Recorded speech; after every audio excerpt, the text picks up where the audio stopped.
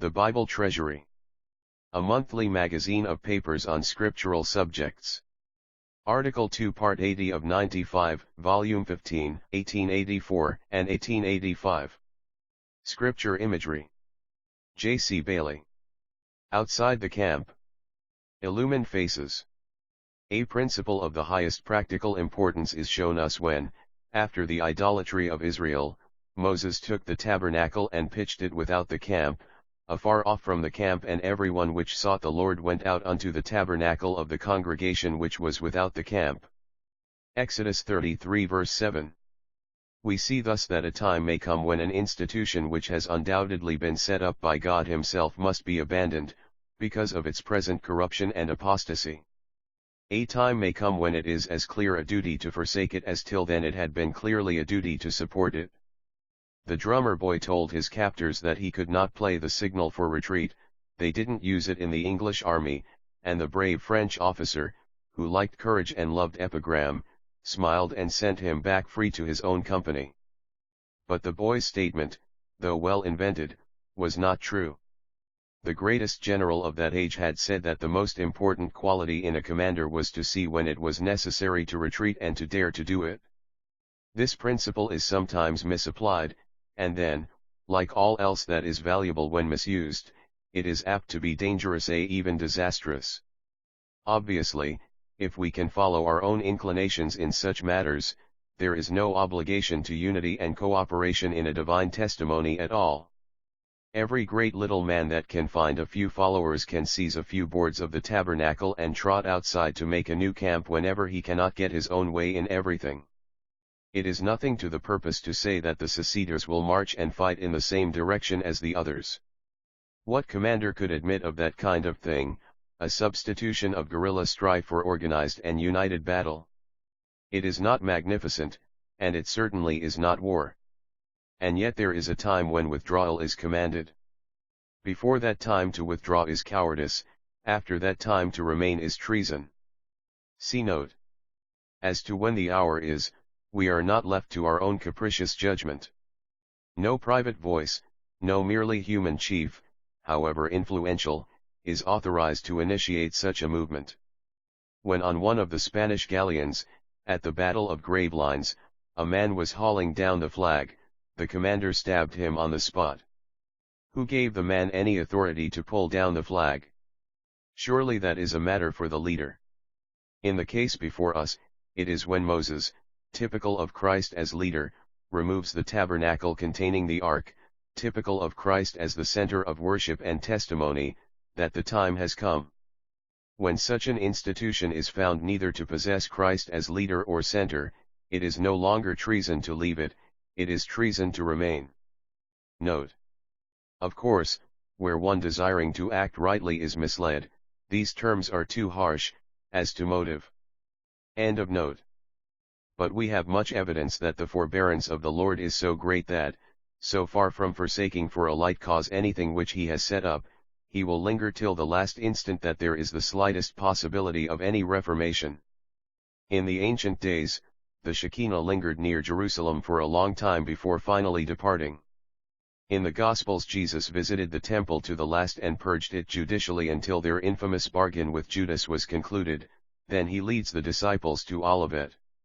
In the church history of Revelation, even after the Laodiceans have excluded him from their assemblies, he lingers at the door and knocks.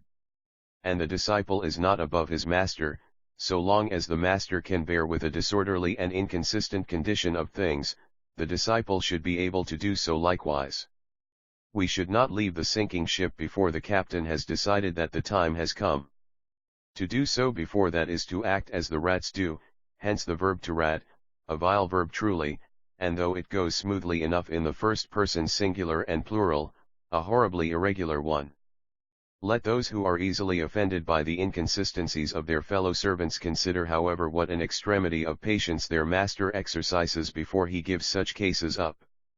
In this case, before us, there was no removal of the tabernacle until the mass of the people in their idolatrous apostasy had treasonably elected a calf to Jehovah's throne. In the epistles, we see frequently indications of the gravest inconsistencies and disorders in the churches, as at Corinth and Galatia, but no directions given for any to withdraw and commence afresh. All efforts and exhortations are directed towards reform, except where conditions of general apostasy and idolatry render all such attempts hopeless. Then the apostle says, "From such turn away. Come out from among them and be ye separate. And I will receive you and will be a father unto you, and ye shall be my sons and daughters, saith the Lord Almighty." Thus the passage proceeds. When such a step has to be taken, with all that it involves of obloquy and renunciation, there is granted, always provided that the step is taken in obedience to the expressed will of God, a especial revelation of divine favor and countenance.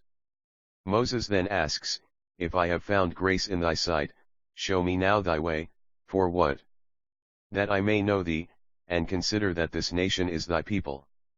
Jehovah replies by granting him a special revelation of himself, and by saying, "My presence shall go with thee, and I will give thee rest." And thereafter the man's face became so illumined with an unutterable, celestial glory, that the people were filled with awe and wonder.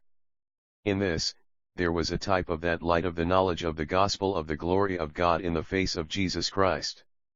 Only, as Paul tells us, 2 Corinthians 3, concerning it, the light from the face of Moses, being symbolic of the legal covenant, was so powerful that it repelled the unregenerate beholders.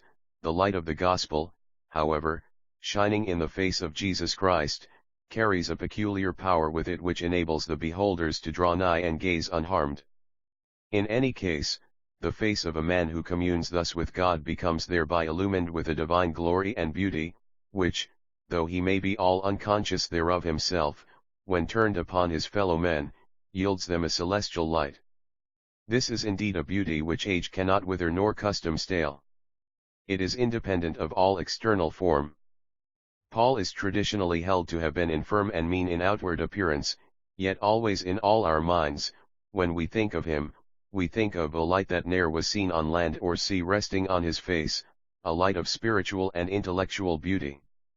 Plato speaks of the beauty of Socrates, and Favorinus, comparing him, about the ugliest man in Greece, with his friend Alcibiades, who was about the handsomest, says that the beauty of Socrates will endure undimmed when that of Alcibiades was withering, and when it shall rot in corruption.